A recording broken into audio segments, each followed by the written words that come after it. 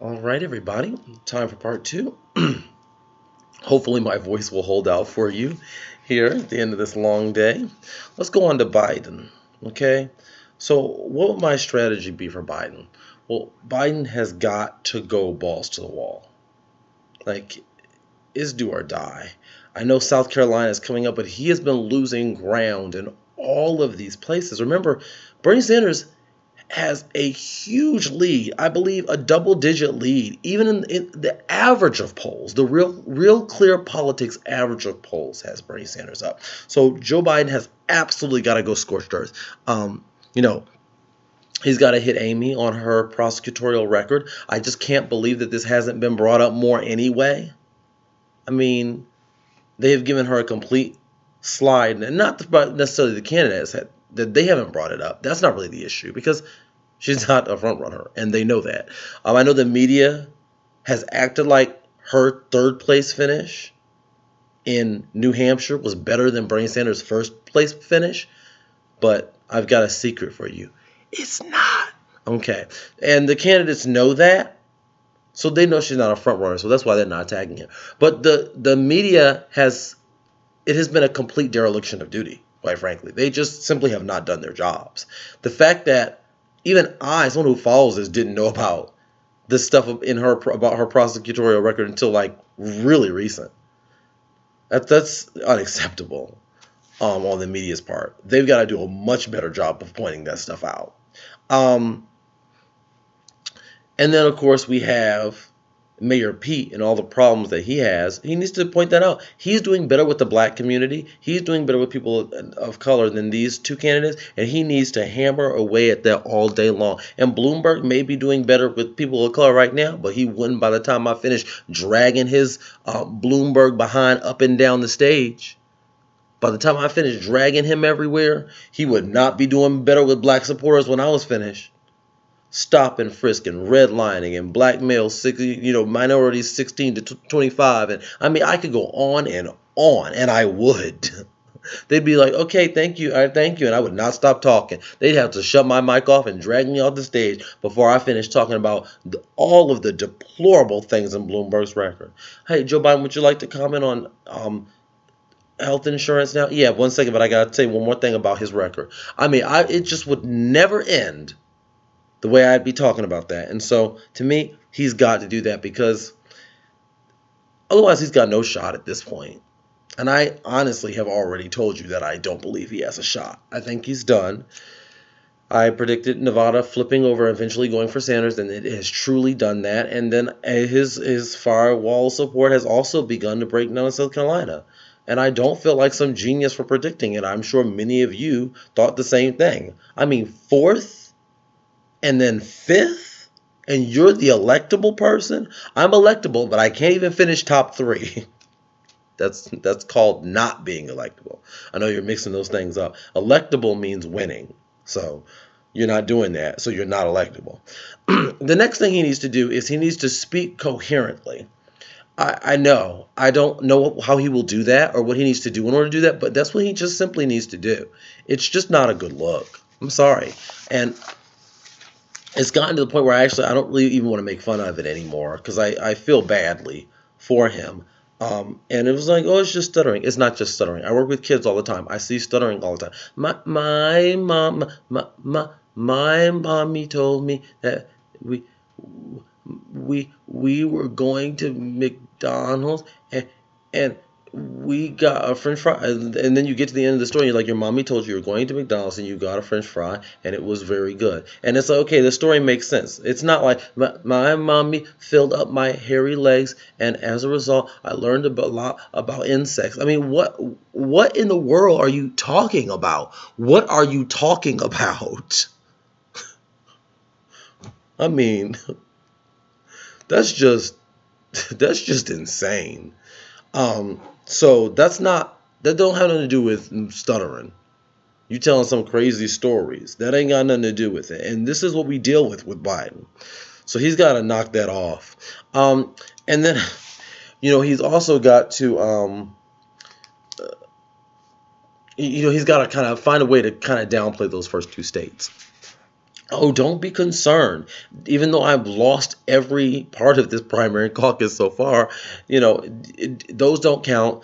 They're mostly white, not indicative of what we're going to see going forward, not representative. Iowa was an absolute mess, which it was. So that's what he needs to go with. Now, what can we expect? This is what I think he should do. Now, what can we expect from Biden? More incoherent rambling. Let's just be real. Joe Biden is going to be real hard to understand. Although I will say he's had some debates where he hasn't been as bad, but I mean for the most part, he just doesn't look fully there. The last one, ooh, that was a rough one. I mean, every time he looked, they were asking him, yeah, he looked like this while he was trying to answer those questions. I was just like, this is just what the world, man. What are we doing in the Democratic Party, yo? Ugh. Anyway, he needs to attack. I think we can expect him to attack Buttigieg. He ran that marvelous ad where he basically just was so condescending to Buttigieg and just small town mayor people. Let's get real. Let's be real. A failed small town mayor is not interesting. So we expect that, and also I think we can expect him to go after Bloomberg a little bit too. Supposedly his campaign has been hitting that. Yeah, they're gonna have a little heat for Bloomberg. Also expect him to also draw that stark contrast with Bernie Sanders, which he's been doing pretty much every debate. He's like, nope, me and Sanders are, we vastly disagree on this, and I expect him to do more of that contrast. Okay, let's go on to Bernie Sanders now. What should his strategy be? Well, I mean, first of all, he's got to continue what's been working. He's been up there delivering his message crystal clear, and that's what he needs to try to do as best as he can. Try not to let it get muddied in the endless, disgusting, murky waters of MSNBC and their right wing framing all the questions, and how I'm sure, just like the last network, they'll try to carve out 30 minutes to an hour, probably the first 30 minutes to an hour of the debate to try to make it an indictment of Bernie Sanders and try to make it everyone ganging up on Bernie Sanders. And he's got to find a way to keep that message crystal clear throughout that. Also crystal clear throughout the attack. You got to rise above it and you got to be unaffected and say, hey, listen, this is my plan. This is what I want to do. He's got to appeal to those culinary workers. He's got to make his case. Can't just be like, oh well, yep, yep. I'm for it anyway. I'm for Medicare for all, even if it screws you over. No, it doesn't screw these people over. Medicare for all will be helpful to them. I mean, these unions have to spend a lot of time doing what? Negotiating for their health care. What if you could spend that time negotiating for wages? What if you could spend that time negotiating better working conditions? I mean, let's just be honest. Like, there's so many other things that could be improved in your lives besides just having medical care that all of us should have. That should be taken for granted in an industrialized nation like this. That it should be taken as a given that we want to take care of our citizens and that we believe that they have a right to live and to be treated if they're sick and dying. I mean, the fact that we even live in a place where that thing is considered to be something that should be monetized and you should be just making as much money off of it as possible is really kind of sick. And so just point that out and let them know you're there for them and you care about those union workers. Unlike the others who just care about what the union bosses think, you really care about those union workers and you want what's best for them, which means you want them to have healthcare, not affordable healthcare that is free at the point of delivery for them and for every American. That's what you stand for, and it's going to help them. Point out how it's going to help them. I think that's very important that we need to see that, Bernie Sanders. Now, what can you expect? Well, just honestly, expect MSNBC to try some nonsense. I mean, just expect it. I mean, I would be so glad if they were fair and even-handed. You could ask Bernie Sanders tough questions. He got a tough gun control question in the last debate that I thought was excellent, more than fair.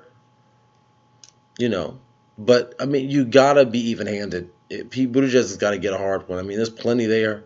Bloomberg, if they let Bloomberg skate by, if they spend the first 30 minutes to an hour attacking Medicare for all again as some pipe dream or as something that's going to bankrupt the country, I may throw a brick through that television.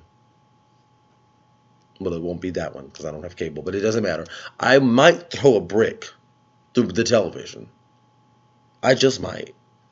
All right, let's move on to Amy Klobuchar so we can wrap this up. So, what do I suggest for her? Well, first of all, just continue going after Pete Buttigieg. I mean, hey, it's working. You ate into his support a little bit. Hey, it worked in New Hampshire. That Klobuchar mander. Again, I told y'all that Klobuchar mander. Now you can't play with that Klobuchar mander. And she's breathing down Pete Buttigieg's neck as we speak. I would just continue doing that. It worked there. Maybe it'll work in Nevada. I don't know, but it's worth the shot, isn't it? To maybe have a chance here, I would definitely go after Pete Buttigieg. Um, I would also somehow try to make some kind of a pass here towards getting people of color to come on board. I don't know how she manages to appeal to them, but she's got to try because right now she's got no path. I mean, the two states that she should have done the best in, she came in fifth and third, and everyone in the media was celebrating and like popping bottles of champagne because she came in third. I mean, for the love of Davy Crockett, like really? She was supposed to win. Okay, that's where Amy Klobuchar was supposed to do well, was Iowa. She was supposed to kick butt in Iowa, not finish basically last of the major contenders. And then New Hampshire, third. Okay, that's not a win. Third place is winning, sure. And you talk to my generation about participation trophies. Also, this is always the funny thing about that to me, but your generation was the participation trophy. Which generation was giving us the participation trophies? We didn't make them and then give them to ourselves. Who gave us participation trophies? It was you. Anyway, what can we expect from Amy Klobuchar? Oh, she gonna go after Pete. Oh, she gonna go after Pete. She can't stand him. With every fiber of her being, she just cannot take him, and she just has no time for his nonsense.